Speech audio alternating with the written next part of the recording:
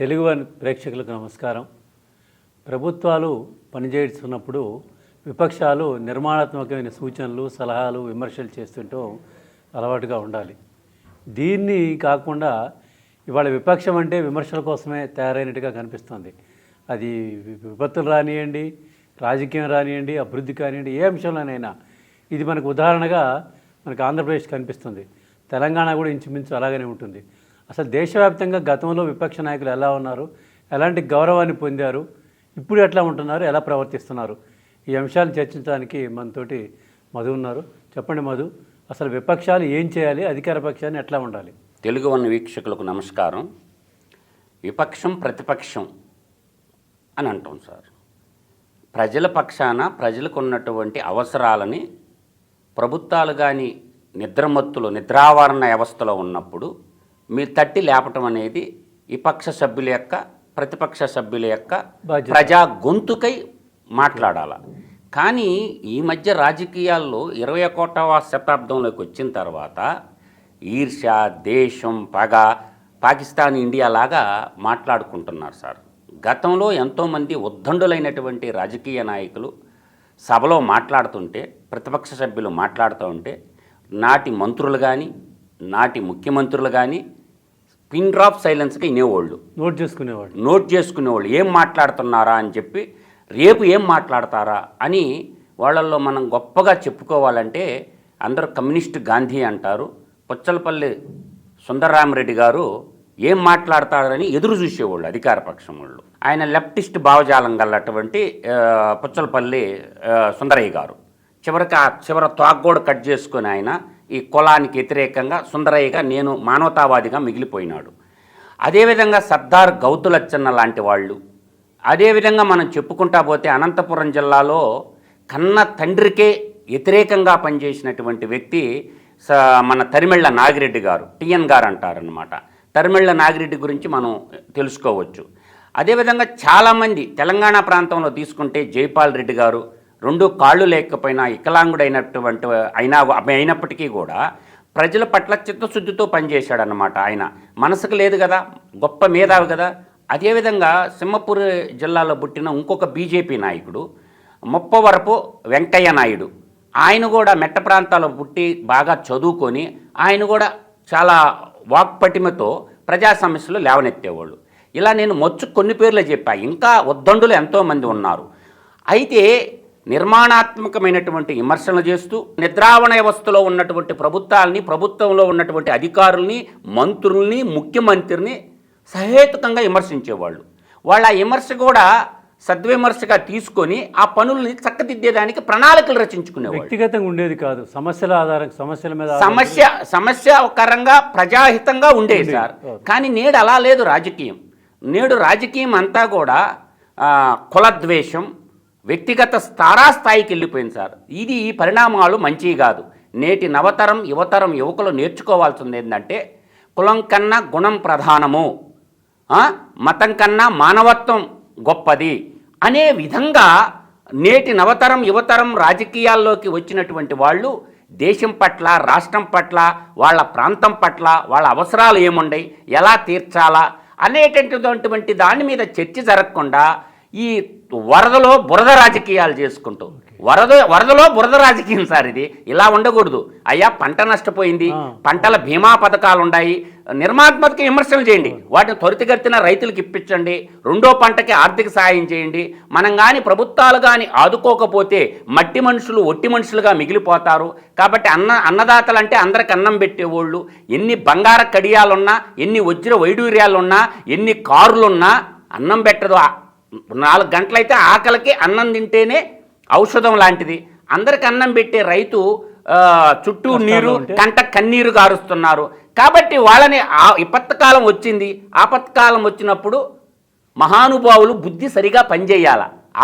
విష్ణు శర్మ చెప్తారు సార్ పంచత్రయం గ్రంథంలో, ఆపత్కాలం సమీపిస్తున్న కొలదే మహానుభావులకు బుద్ధి సరిగా పనిచేయదు అని చెప్తాడు విష్ణు శర్మ పంచత్రయం గ్రంథంలో. అట్లే ఆపత్కాలంలో ఎవరు చేతులు పెట్టి ఆపలేరు సార్. ఇది ప్రకృతి విపత్తి, నేచురల్ కెలామిటీని ఎవడు ఆపలేడు. దీనికి పరిష్కార మార్గం ఏంది? విమర్శన కాదు, తలా ఒక చెయ్యి అందించి, చేయూత అందించి వరదలు లేని ప్రాంతం వాళ్ళు కూడా ఇరువిరిగా సాటి రైతుల పట్ల సహాయం చేసి త్వరితగతిన మళ్ళీ యథాస్థితిని తీసుకురావాల్సిన బాధ్యత పౌరుల మీద ఉంది, ప్రభుత్వం మీద కూడా ఉంది. బాగా ఆర్థికంగా బలంగా ఉన్నటువంటి ధనవంతులు కూడా ఇతోదకంగా సాయం చేయాల, తోచినంత ఎంతో కొంత సాయం చేయాలా. అదేవిధంగా మనకి సిఎస్ఆర్ ఫండ్స్ ఉంటాయి సార్, కంపెనీలో ఇటువంటి వాడొచ్చు సార్. సిఎస్ఆర్ ఫండ్స్ కూడా ఫండ్స్ అయ్యి ఓకే, అటువంటి వాటి సద్వినియోగం ఎలా చేయాలి, ఎక్కడెక్కడ నుంచి ఆదుకోవాలి అనే సూచనలు వదిలేసి ఏసీలో కూర్చున్నారు, గాలికి వదిలేశారు. ఇది అసలు చంద్రబాబు సృష్టించేటటువంటి ఒక విపత్తు అనేటువంటి విమర్శలు దాడి మొదలుపెట్టారు ఇవాళ.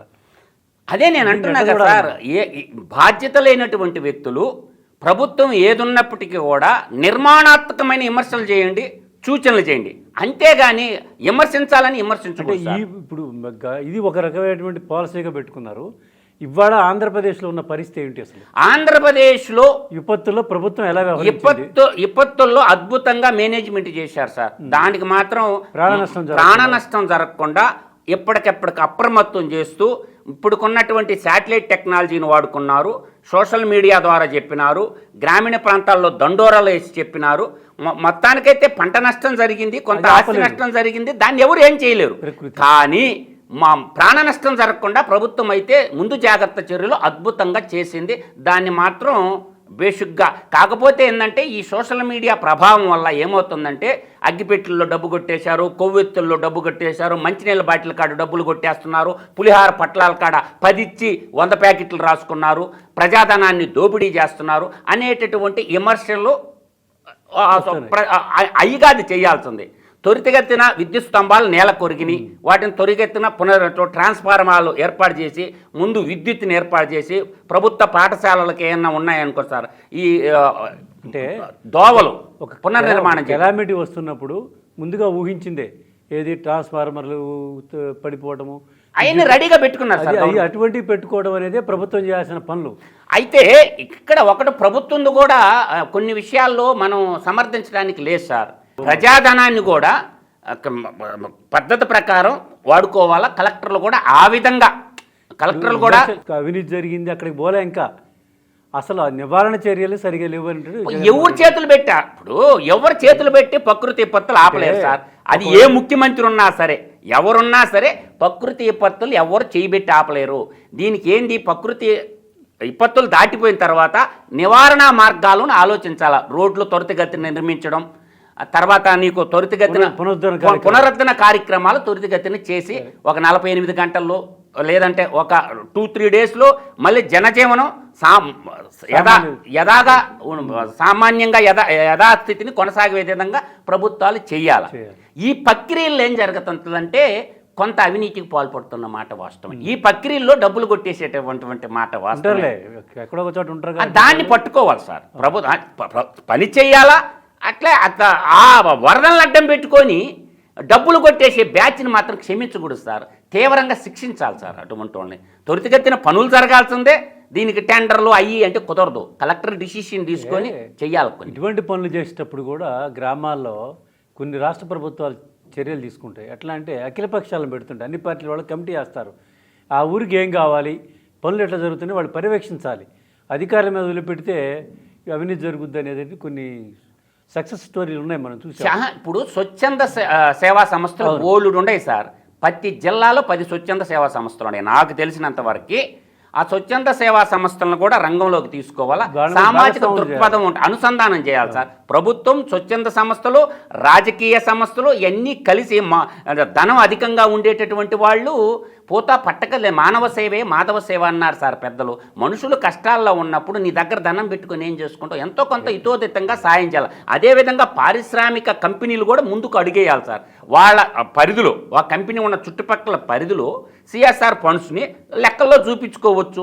కాబట్టి ఏమన్నా రోడ్లు పెడితే త్వరితగతిన వేయాలా. చాలా చోట్ల ఇప్పుడు మా ప్రాంతంలో సార్ నిన్న ఒక వాగు కొట్టుకొని పోతే మా పిల్లలు 24 గంటల్లో రోడ్డు వేసేసారు. అంటే సామాజిక అది వదిలిపెట్టేసి ఆ రకమైనటువంటి సేవల్ని, ఆ రకమైన కార్యక్రమాలను ప్రోత్సహించి ఇది చేసేది వదిలిపెట్టి, ఇప్పుడు తుఫాన్ వస్తుంది, ప్రభుత్వం ముందస్తు చర్యలు తీసుకోవాలి కదా, కూర్చొని చర్చించాలి కదా, వాటి ప్లాన్ చేసుకోవాలి కదా. ఏసీ రూమ్లో కూర్చున్నారు. ఏసీ రూమ్ లేని ఇల్లు ఆడండి సార్, ఏసీ రూమ్ లేని ఆఫీసులు ఎక్కడ ఉండే కోస్టల్ ప్రాంతంలో ఏసీ రూమ్లో కూర్చుంటున్నారు, కాలక్షేపం చేస్తున్నారు అని అంటే తుఫాన్ రాకముందు ఇప్పుడు చేసే పనులేంటి? ఇప్పుడు జగన్మోహన్ రెడ్డి కూడా ఎల్లంక ప్యాలెస్ ఏసీ రూమ్లో లేకొని కూర్చుండేదా? తాడేపల్లి కొంపలో కూడా ఏసీ రూమ్లే కదా ఆయన కూర్చుండేదా? ఆయన ఆ నుంచి మానిటరింగ్ చేశాడు. వాళ్ళ పార్టీ ప్రతినిధులందరినీ నిన్న జిల్లా స్థాయిలో మాట్లాడుకున్నాడు కదా. ఏసీ రూమ్లో కూర్చోకుండా కోస్టల్ ఆఫ్ తీరరేఖ ప్రాంతం ఉక్కపోతుంటుంది సార్. ఎందుకంటే క్లోరినేషన్ ఉంటుంది. ఉక్కపోతే కాక నెట్వర్క్ని పరీక్షించాలంటే సిస్టమ్స్ ఉండాలి, దాన్ని ఇది ఉండాలి, ఎక్విప్మెంట్. సార్ మూర్ఖులు అవేకులు కాలేజీకి బానోళ్ళు, ఎప్పుడు కాలేజీకి బానోళ్ళు వాళ్ళు మాట్లాడే మాటలు తప్ప వివేకవంతులు ఎవరు అలా విధంగా మాట్లాడరు సార్. మూర్ఖులు అవేకులు మాట్లాడతారు, దోపిడీదారులు, ఆర్థిక ఉగ్రవాదులు వాళ్ళు మాట్లాడే మాటలు అలాగే ఉంటాయి. ఆర్థిక ఉగ్రవాదులు తీవ్రవాదుల కంటే ప్రమాదం సార్. రోజు చంపుతుంటాడు. నరరూప రాక్షస గుణాలు ఎక్కువ ఉంటాయి అన్నమాట. కాబట్టి తీవ్రవాదులన్నా నయం ఆర్థిక ఉగ్రవాదుల కంటే. ఒక ఆర్థిక ఉగ్రవాది 11 CBI కింద పెట్టుకున్నవాడు మాటలకు విలువే ఉంటుంది సార్. ఏం విలువ ఉండదు. ఒక ముఖ్యమంత్రిగా చేసిన వాడు, ఒక సమీక్షలు చేసిన వాడు. అది ప్రజల దౌర్భాగ్యం సార్. ఒక చీకటి రాజ్య పాలన 2019, 2024 మధ్యలో జరిగింది.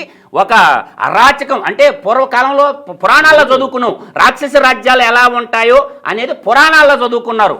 కానీ స్వచ్ఛందంగా ఈ 21వ శతాబ్దంలో ఆంధ్రప్రదేశ్ గడ్డం మీద ఒక రాక్షస గణాలు గల్లటువంటి, రాక్షస గుణాలు గల్లటువంటి పాలన ఎలా ఉంటుందో కళ్ళారు చూశారన్నమాట. కాబట్టి ఎన్ని వేషాలు గట్టి ఎన్ని వేసుకున్నా కూడా మనం గత అనుభవాలు చూసాం. హుదూద్ తుఫాన్కి చంద్రబాబు నాయుడు వారం రోజులు 10 రోజులు అక్కడే ఉండి అదంతా సెటిల్ చేసి వచ్చేసాడు. తర్వాత ఈ లాస్ట్ ఇయర్ బుడమేరు వరదలు వచ్చినాయి. బుడమేరు వరదల్లో కూడా ఆయన రాత్రి పగలనుకుంటే తిరిగి ఇది చేసేసాడు. ఇప్పుడు ముందు జాగ్రత్త చర్య, టెక్నాలజీ అందుబాటులో ఉంది, సాంకేతికత అందుబాటులో ఉంది కాబట్టి అందరిని అలర్ట్ చేయటం అవన్నీ చేయటం చేశాడు. నేను వెంటనే పోయి పరీక్షించి వచ్చాడు. ఆయన యలహంకలో కూర్చున్నాడు, విమర్శలు చేస్తున్నాడు పరీక్షించలేదని. ఆయన వారసత్వం కూడా వాళ్ళ గణం కూడా ఇదే విమర్శలు. అదే సార్, కులతత్వం ఎక్కువైపోయింది సార్. నేను ఆంధ్రప్రదేశ్లో దీన్ని కానీ బిల్డప్ ఎక్కువ అనే విమర్శలు బిల్డప్ బాబాయ్ అంటారులే. నేను అనేది ఒక్కటే గుర్తుపెట్టుకుని వెంకటేశ్వరరావు గారు, కులతత్వం జాడ్యము అన్ని రాష్ట్రాల కంటే కూడా ఆంధ్రప్రదేశ్లో పీక్ స్థాయికి పోయింది. ఎవరెస్ట్ శిఖరం అంత స్థాయికి పోయింది. వివేకవంతులు, గుణవంతులు, టీచర్లు దీన్ని కానీ చంపకపోతే ఇది ఒక మారణ హోమం లాంటిది సార్. కాబట్టి ఇప్పుడు బుడమేరు ప్రమాద సంఘటనలో ఎవరి కారణంగా వచ్చింది? చంద్రబాబు నాయుడు కాదు. గడిచిన 5 ఏళ్ల కాలంలో బుడమేరుకి 5 రూపాయల బిళ్ళ ఖర్చు పెట్టలేదు సార్. 5 రూపాయల బిళ్ళ ఖర్చు పెట్టలా. బుడమేరు ఏంటంటే బెజవాడ దుఃఖదాయిని అంటారు. ఏది బ్రిటిష్ హయాం నుంచి కూడా బుడమేరుని బెజవాడ దుఃఖదాయిని అని పేరు దానికి. అది ఎక్కడే పట్టద్ది? కొండల్లో పట్టది, మైదాన ప్రాంతంలో పెట్టి మైదాన ప్రాంతంలో అంతరించిపోద్ది, కొల్లేరు సరస్సులో పోయి కలసద్ది. జగన్మోహన్ రెడ్డి యొక్క 5 ఏళ్ల పరిపాలన కాలంలో బుడమేరుకి 5 రూపాయల బిళ్ళ ఖర్చు పెట్టలేదు సార్. బుడమేరును కూడా ఏం చేశారంటే కొంతమంది స్వార్థపరులు, ఆ రియల్ ఎస్టేట్ వాళ్ళు ఆ మట్టి ఎత్తుకొని పోయినారు, ఆ కబ్జా చేసిన వాళ్ళు. అందుకే నేను ఎప్పుడు చెప్తా సార్, రివర్స్ ప్రొటెక్షన్ యాక్ట్ ఒకటి దాండి.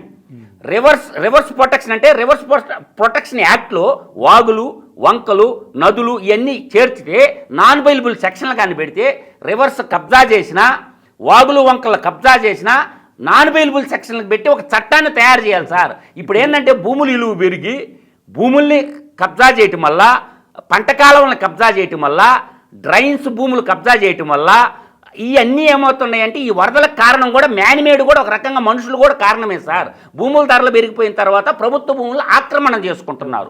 ఆ డ్రైన్స్ కూడా పోవటం లేదు. డ్రైన్స్కి ఎప్పటికప్పుడుకి 2 సంవత్సరాలకు ఒకసారైనా ఇరిగేషన్ శాఖ మాత్యులు, ఇరిగేషన్ అధికారులు డ్రైన్స్ను 2 సంవత్సరాలకు ఒకసారి పూడికి తీయాలి సార్.